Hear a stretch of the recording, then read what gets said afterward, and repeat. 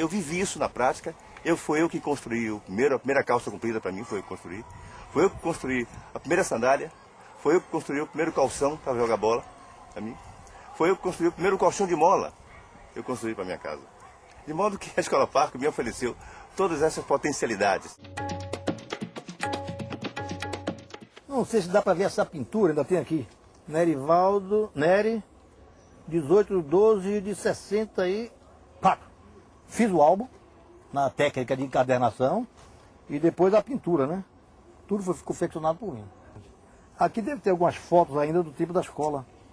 Isso aqui quando eu estava começando a fazer um trabalho de modelagem, essa máscara, aqui, e tinha uma vantagem muito grande, que nesta época, todos os visitantes que iam para a escola, iam visitando todo o país, né?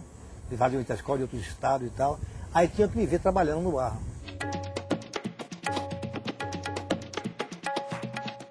Ele entendia a educação como um espaço onde o espaço tinha que ser generoso. Lá você tem um teatro generoso, você tem uma biblioteca generosa, você tem uma área de convivência generosa, você tem árvores frondosas, isso é fundamental. A ideia de Anísio é que nós, essa geração nova que aparecia naquela época, tivesse contato com, inclusive, a construção e a instalação do edifício para colaborarmos na pintura de painéis. Aproveito esse momento para lembrar de que esses 500 metros quadrados executados por essa geração representa talvez o maior, pelo menos em superfície, maior experiência plástica, pelo menos na América do Sul. Anísio Teixeira é uma pessoa que fez com que um filho de uma servente da escola, um filho de um motorista, chegasse à situação de médico sem precisar passar por cursos de complementação educacional.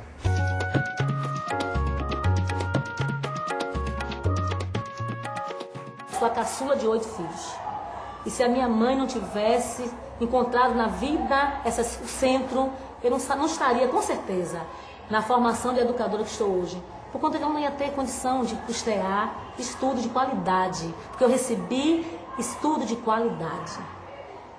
Porque ele me parece, em conversa que tínhamos, que ele tinha a ideia de que, para se ganhar tempo, a educação necessita de se dar o mais avançado do momento ao menos, diria, privilegiado.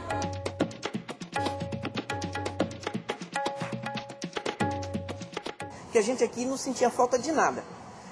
Os nossos pais só se preocupavam em vir matricular a gente. A gente não sabia quanto custava um calçado, quanto custava uma farda, quanto custava uma merenda.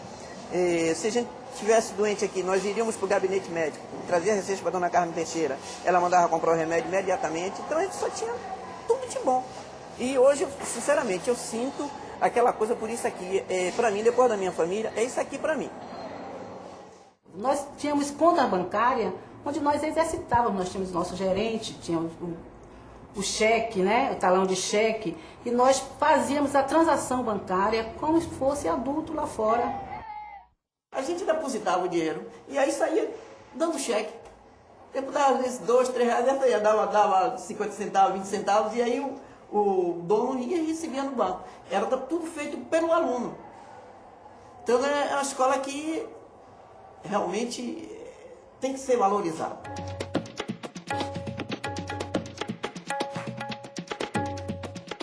Nós viajávamos muito para fazer concerto, participar de concursos em outras cidades de Salvador. E houve assim a oportunidade, na época, se não me falha a memória, foi em 66, quando houve a inauguração da Sala Cecília Meirelles, no Rio de Janeiro. Ia haver um concurso nacional de coros orfeônicos escolar. E participamos a nível nacional com vários outros corais. Tivemos a oportunidade de americanos nos fotografar, mandar depois, foi a primeira experiência de fotografia colorida, que nós até aquela época não tínhamos a oportunidade de ter, e pra gente foi assim, muito maravilhoso mesmo essa experiência. E tivemos a oportunidade de interagir com outros estados e ver a nossa experiência, e eles ficarem assim maravilhados com o nosso depoimento, como era a nossa escola. Anísio Teixeira já se projeta internacionalmente. A Escola Parque joga a Anísio Teixeira em outro patamar. Essa escola ficou conhecida, inclusive, porque a Unesco vinha e filmava a escola para reproduzir em países subdesenvolvidos, entendeu? Até Israel. Israel teve uma ligação enorme com a Anísio Teixeira. Dizem que alguns kibbutz tiveram um viés da Escola Parque, entendeu? Meu pai era tão fã, tão empolgado com essa escola, tão agradecido à doutora Anísio e da Carmen Teixeira, que ele compôs um hino para a escola. Com dever a Bahia agradece, grande centro educacional, ao mestre Anísio Teixeira, seu desvelo por nós sem igual. Com a escola nas mãos da sua mais fiel colaboradora, a mola propulsora daquele espaço, sua irmã, a psicóloga Carmen Teixeira, Anísio retorna em 1951 para o Rio de Janeiro. Com a conclusão do governo de Otávio Mangabeira, meu pai recebe um convite de Simões Filho, dono do jornal à tarde, aqui no estado da Bahia, que assume o Ministério da Educação, recebe um convite para ir para o Ministério para trabalhar com ele. Eu assumi essas funções de assessoria no Ministério da Educação e de ser o formulador e o organizador do que seria a CAPES. Em 52, ele assume a direção do INEP, então ele vai cumular a Secretaria-Geral da CAPES com a direção do INEP. O INEP é o Instituto Nacional de Estudos Pedagógicos, que foi criado já nos anos 30, 1937. No gabinete do Ministro da Educação e Saúde, realiza-se a posse do professor Anísio Teixeira no cargo de diretor do Instituto Nacional de Estudos Pedagógicos. Técnico dos mais renomados, o professor Anísio Teixeira promete realizar o máximo a fim de que o Instituto Nacional de Estudos Pedagógicos atinja com brilho e segurança sua finalidade. Mas também nessa década de 50, o Anísio ainda vai criar, em 1955, o Centro Brasileiro de Pesquisa Educacional, conhecido por CBPE, que vai ser ligado ao INEP. E o Centro Brasileiro vai ter vários filhotinhos, né, que são os centros regionais associados ao Centro Brasileiro, né, que tinha por objetivo fazer pesquisas sobre a realidade educacional brasileira.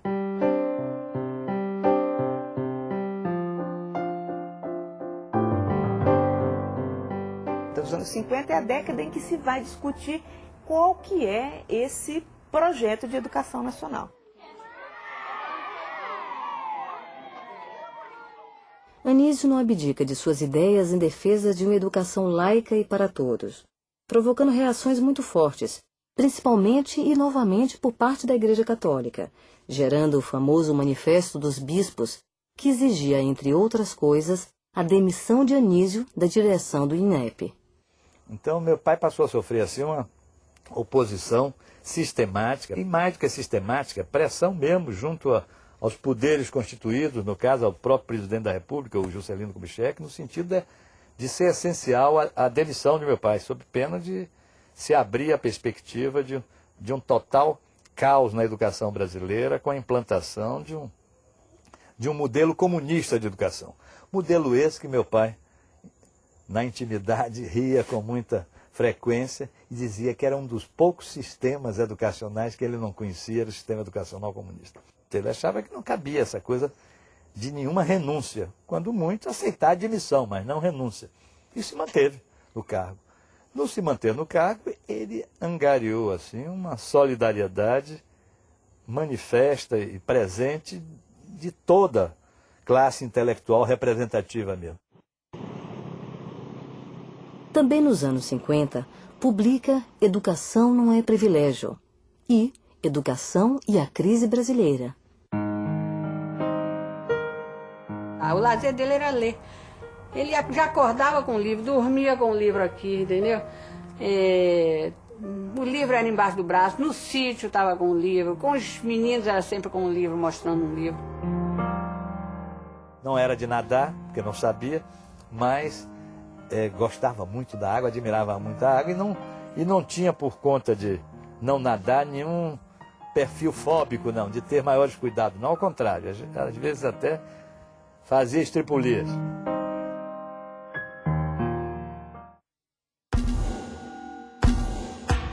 Anísio foi um dos idealizadores, junto com Darcy Ribeiro, do projeto da Universidade de Brasília, a UNB, inaugurada em 1961 no governo de João Goulart. Darcy foi muito importante como o realizador, o impulsionador, o político da construção, e Anísio o responsável pelo estofo e a visão de futuro de uma universidade que aquela universidade teve ao nascer e depois foi, como toda a educação brasileira, levada para os rumos que a ditadura deu a essa mesma educação e que não estavam nem de perto juntos à renovação do processo educativo.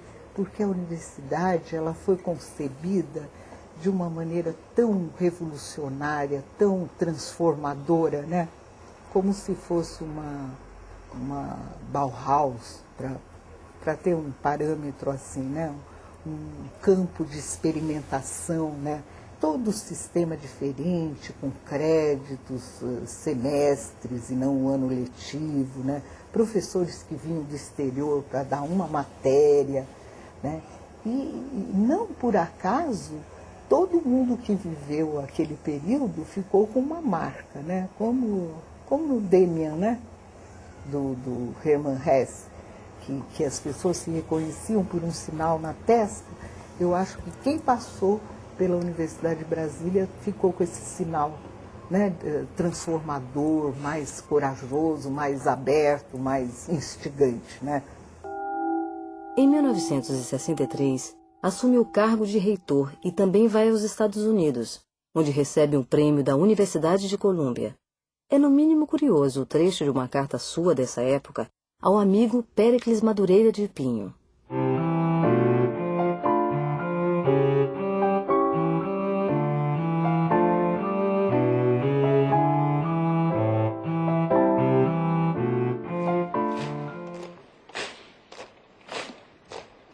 Vem o golpe de 64 e o Brasil entra no chamado Anos de Chumbo. Meu pai sai da universidade, não pela porta do fundo nem da frente, sai com a universidade literalmente ocupada por cavalaria, invasão com tanque. Foi realmente uma operação de guerra. Esperavam encontrar talvez uma resistência de coquetéis Molotov ou alguma coisa desse porte, porque a universidade foi cercada e invadida de uma forma estúpida. E as prisões foram imediatas e coisas que tal. Ele não chegou a ser preso, mas foi imediatamente levado para um interrogatório, um IPM, daqueles bem desconfortáveis, de ficar quase 24 horas sem descanso. Entra uma equipe, pergunta, entra outra equipe, pergunta. E as perguntas eram todas centradas em torno das possíveis relações dele com o mundo comunista. De novo o exílio, só que dessa vez parte para os Estados Unidos, onde o seu prestígio, ironicamente, nunca foi abalado.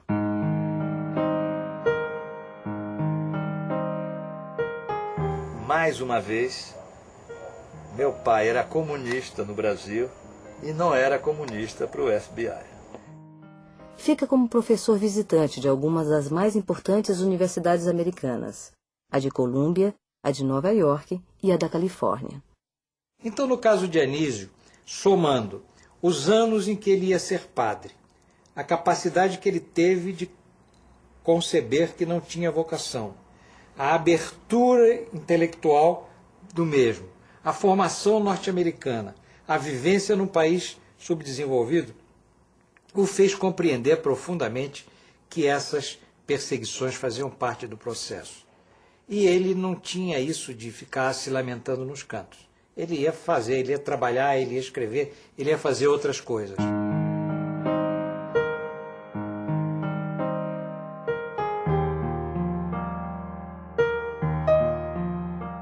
Na sua volta ao Brasil, torna-se consultor da Fundação Getúlio Vargas e dedica-se à literatura, organizando coletâneas e reeditando antigos trabalhos seus. A escrita para Anísio era uma escrita que tivesse Primeiro, a finalidade de permanecer. Segundo, a finalidade de analisar. Terceiro, a finalidade de que aquilo pudesse ser distribuído para a leitura de outros. Em 1971, estava envolvido com seu discurso de posse para a Academia Brasileira de Letras, onde ocuparia a cadeira do também baiano Clementino Fraga. A Academia Brasileira tinha a ver com ele como capitão de gravata tem a ver com capitão de fragata, não tinha nada a ver com ele. Mas teria a ver, porque ele teria sido atraído e convencido pelos amigos, por Hermes Lima, por Afrânio Coutinho, por Abigail Renault, por conta disso, de ser na época importante ter alguém como ele entrando na academia. Então ele aceita muito em nome disso, do que ele representava em termos de uma ideia nova, de propostas novas, de propostas com esse aquele cara, muito mais do que para vestir o fardão e assumir o fardão.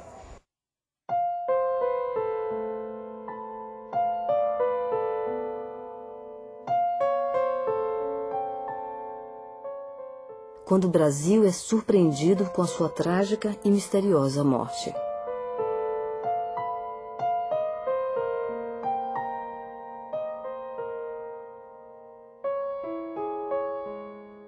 É tão violento para nós, da família, é tão triste imaginar que possa ter ocorrido realmente uma morte pela repressão, né, que ele possa ter sido assassinado, que eu me dediquei à vida, a recuperar essa coisa da obra dele, do trabalho dele, nessa perspectiva. Agora, que a família nunca aceitou a situação dada como sendo de um acidente no elevador, morreu, caiu no fundo do poço do elevador, isso nós sabemos que não é verdade.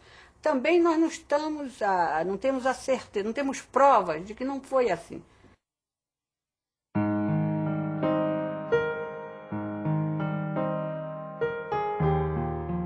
O fato de Anísio, que morreu em 1971, até hoje está lido, citado, procurado, buscado, seguido, mostra a sobrevivência, a força das ideias de educação.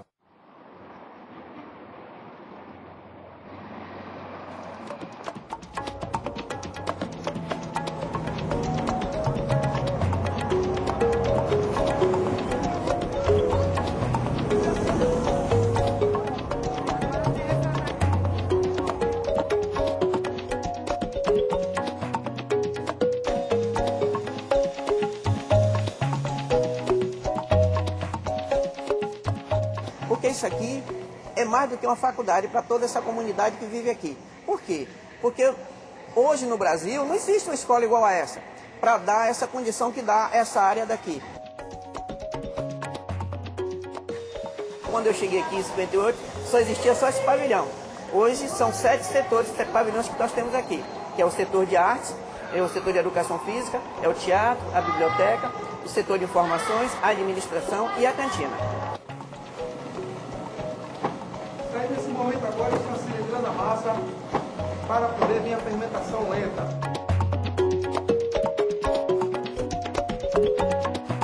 Porque o aluno aqui ele tem o quê? Todo o aprendizado, ele tem a merenda, ele tem o almoço, que hoje o aluno chega aqui pela manhã, ele coloca a mochila dele no guarda-volume e vem para fazer as atividades. Toma banho, almoça e daqui já vai para as escolas clássicas. Os que estão nas escolas clássicas, vêm para aqui.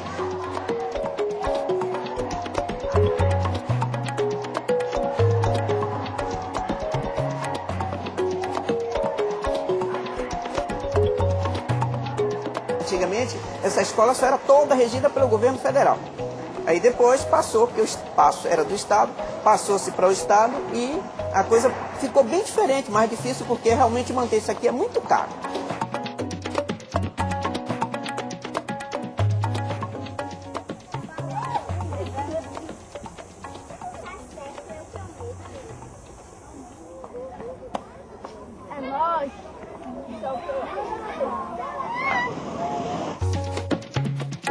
A vida de Anísio foi a vida complexa de um homem capaz de sentir e conhecer o seu tempo, porém pensar adiante dele. Ele é o poder do homem do Nordeste. É a essência, o intelecto, a alma e a revolução no sentido maior da palavra.